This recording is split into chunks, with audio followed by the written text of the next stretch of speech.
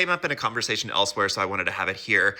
If you view the words cisgender or heterosexual or the term cishet as something derogatory or akin to a slur, but you're also somebody that says, I think if people want to call themselves gay or trans, that's fine, but I don't consent to being labeled. That's how this person phrased it to me. I don't consent to being labeled. I'm not a cishet white woman. I don't consent to that. What you are telling me is that you are viewing your identity as humanity's default setting, that the default setting for humanity is cisgender, heterosexual, and white, and that everyone else in the world is some kind of deviation from your mean. So let me just go ahead and disabuse you of that notion.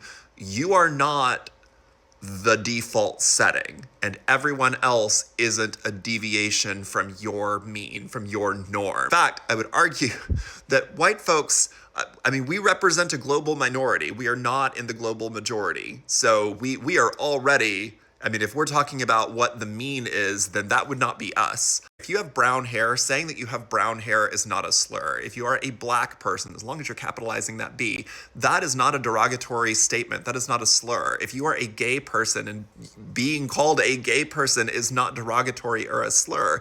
If you are a cisgender person, which I am, being labeled, I've said very often on social media, I'm a cis white gay man. That's not a slur. That's not inherently a derogatory statement. Calling something what it is not inherently derogatory or a slur. Some of you are just not used to having a label applied to you. It doesn't mean that the label never existed. You're just not used to having to identify as anything. You're not used to having an identity, which probably says a lot.